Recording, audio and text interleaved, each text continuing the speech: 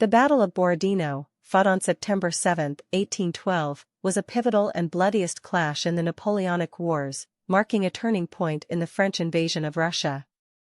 Napoleon's Grande army had been marching towards Moscow for months, driven by his ambition to conquer Russia and its vast territories.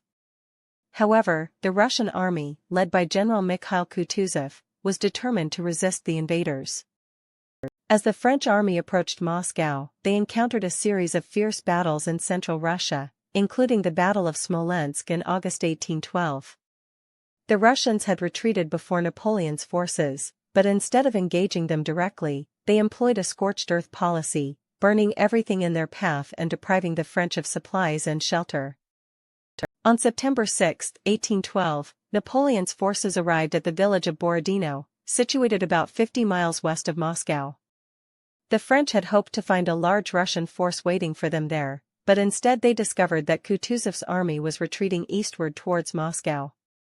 However, the Russians had left behind a small force under General Pyotr Bagration, tasked with delaying the French advance and buying time for the main Russian army. The battle began at dawn on September 7, with a series of skirmishes between French cavalry and Russian infantry. The French forces were initially driven back by the Russian artillery, but they soon regrouped and launched a series of fierce attacks against the Russian positions.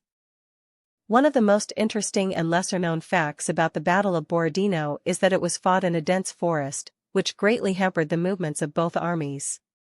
The woods were so thick that even the large cavalry units struggled to maneuver, while the artillery bombardments caused massive destruction to both sides.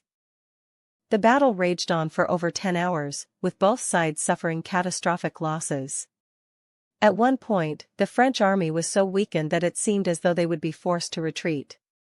However, Napoleon's strategic genius and determination allowed him to rally his troops, and they continued to fight with a ferocity that ultimately proved decisive.